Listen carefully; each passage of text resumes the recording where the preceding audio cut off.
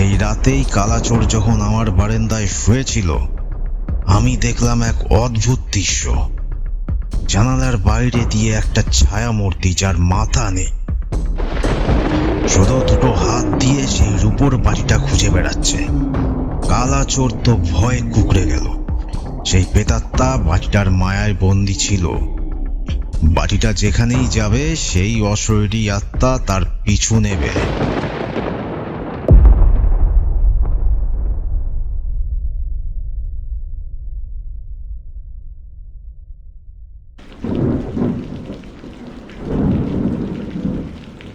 উফ, নীলু, ছাতার একটু আমার দিকে সরা, বাদিকটা পুরো ভিজে গেল তো। আর এই শিয়ালদা নারকেল ডাঙার রাস্তাগুলো হয়েছে এমন, একটু বৃষ্টি হলো কি হাট জল জমে গেছে। এবার নীলু বলল, আর বলিস না।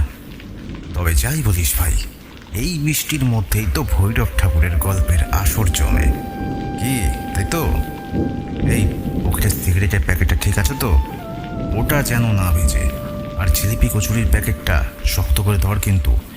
ঠাকুর মশাই কিন্তু ঠান্ডা খাবার পছন্দ করেন না। এবার অনি বলে, ওরে সব ঠিক আছে, ওই তোনার বাড়ি দেখা যাচ্ছে, জানলায় সেই টিমটিমে তেলের বিদিনটা জ্বলছে। কি জানি বাবা, এই মডার্ন যুগেও মানুষ ইলেকট্রিক ছেড়ে কেন যে বিদিন জ্বালায়। এরপর দুজনে মিলে ঠাকুরমশাইয়ের দরজায় গিয়ে দাঁড়ায়। দরজায় লেগে থাকা সেই পুরানো শিকলটা দিয়ে কাঠের দরজার মধ্যে ঠক ঠক শব্দ করে। ঠাকুরমশাই 3 করে দরজাটা খুললে তারা দুজনেই ভেতরে চলে যায়। ছাতাটা বন্ধ করে দরজায় এক কোণায় রেখে ঠাকুরমশাইকে আওয়াজ দেন। তাদের আওয়াজ পেয়ে ঠাকুরমশাই একটু ভারী আর গম্ভীর কিন্তু স্নেহ মাখানো গলায় বললেন, আয় ভেতরে আয়, তোদের জন্যই তো 3 কড়িকে চা বসাতে বললাম। এই বৃষ্টিতে তোরা যে আসবি সেটা তো আগে থেকেই জানতাম। নীলু অনেকটা অবাক হয়ে বলল, জানতেন? আপনাকে কি কেউ বলে গেল নাকি? ভৈরব ঠাকুর একটু হেসে বললেন, না না না না, কে আবার বলবে? তক্তপোষের কোনায় রাখা ওই পুরনো কপালটা আজ সকাল থেকেই খটখট করছিল। ওটা যখন শব্দ করে বুঝবি বাড়িতে অতিথি আসবে। বস, জিলিপিটা বের কর। এরপর কাগজের প্যাকেটটা খুলে একটা করে জিলিপি সবাই হাতে তুলে নিল। জিলিপি খাওয়া শেষ হলে ঠাকুরমশাই একটা সিগারেট ধরান। উনি তখন ঠাকুরমশাইকে বলেন, ঠাকুরমশাই, আজ কিন্তু গল্প নয়, আপনার জীবনের কোনো একটা সত্যি ঘটনার কথা শুনতে এসেছি, যাই বৃষ্টির রাতের সাথে একদম খাপ খাবে। ভৈরব ঠাকুর একটু চুপ থেকে সিগারেটে একটা লম্বা টান দিয়ে বললেন, ঘটনা? আচ্ছা, শোন তবে। আজ থেকে বছর 25 আগের কথা। আমি তখন এই নারকেলডাঙ্গা বাড়িতে নতুন এসেছি। তখন সবে জব তপ শুরু করেছি। একদিন এমনই এক দুর্যোগের রাতে জানালার বাইরে একজন লোক এসে দাঁড়ালো। লোকটা ছিল একজন ছিচকে চোর, নাম তার কালা। ভিজে একাকার হয়ে আমার কাছে একটা কাপড়ে মোড়া জিনিস নিয়ে এলো। লোকটা কাঁপছিল, শীতের জন্য নয়, ভয়ে। ও বলল, ঠাকুরমশাই, এই বাটিটা শিয়ালদা স্টেশনের কাছে একটা ঝোপের ভেতর থেকে পেয়েছি, কিন্তু এটা পাওয়ার পর থেকে আমি আর ঘুমাতে পারছি না। আমি বললাম, কেন, কি হয়েছে? ও বাটিটা বের করলো, একটা ছোট্ট রূপোর বাটি, কিন্তু গায়ের বালিশটা একদম কালচে হয়ে গেছে। বাটিটা তক্তপোষে রাখতেই আমি এক অদ্ভুত আওয়াজ শুনতে পেলাম। মনে হলো বাটির ভেতর থেকে কোনো শিশুর কান্না ভেসে আসছে, খুব ক্ষীণ কিন্তু হাড় কাঁপানো। নীলু তখন উত্তেজনায় বলল, বাটির ভেতর থেকে কান্নার শব্দ।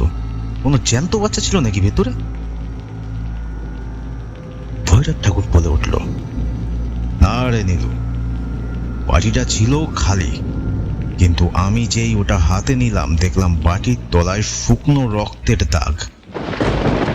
এটা কোনো সাধারণ বাটি ছিল না, এটা ছিল বগলামুখী সাধনার সেই কুখ্যাত বলিপাত্র। বহু বছর আগে কোনো এক ভণ্ড তান্ত্রিক সিদ্ধি পাওয়ার লোভে একটা নিষ্পাপ শিশুকে বলি দিয়েছিল, আর তার সেই অন্তিম আর্তনাদ আর রক্ত এই বাটিতে মিশে গিয়েছিল। সেই রাতেই কালাচোর যখন আমার বারান্দায় শুয়েছিল, আমি দেখলাম এক অদ্ভুত দৃশ্য। জানালার বাইরে দিয়ে একটা ছায়া মূর্তি, যার মাথা নেই, শুধু দুটো হাত দিয়ে সেই রূপোর বাটিটা খুঁজে বেড়াচ্ছে।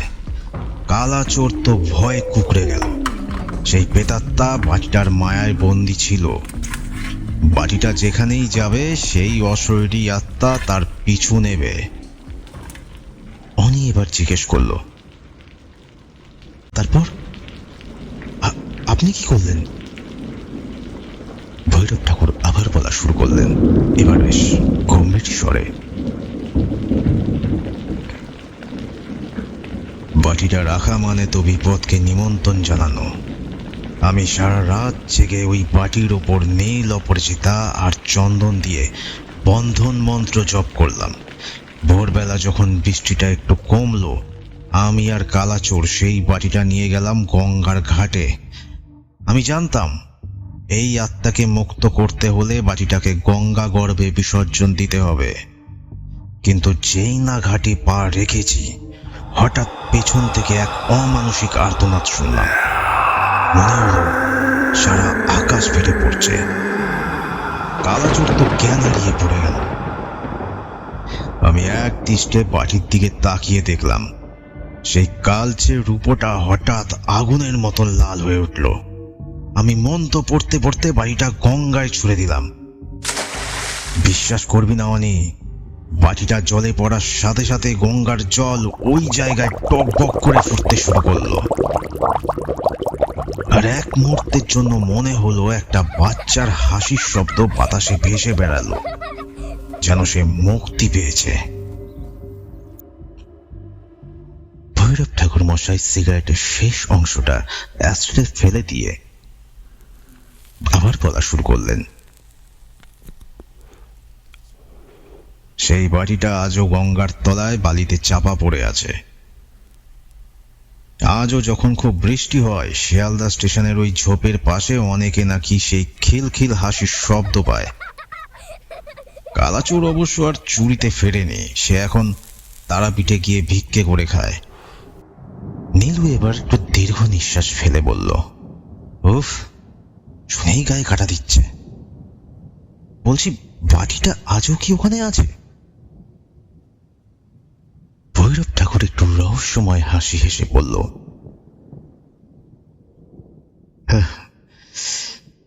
কে জানে, গঙ্গার বালি অনেক সময় চাপা দেওয়া জিনিসকেও ওপরে ভাসিয়ে দেয়। তবে প্রার্থনা কর ওটা যেন আর কারো হাতে না পড়ে।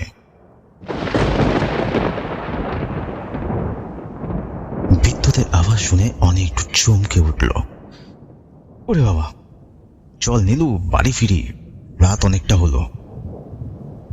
ভৈরব ঠাকুর বললেন, সাবধানে যাস, আর ফেরার সময় তোরা বড় রাস্তা দিয়ে ফিরিস, ওই অন্ধ গলি দিয়ে যাস না কিন্তু, কারণ আজ রাতে ওখানে কিছু একটা হবে। হাওয়া তো সেরকমই বলছে।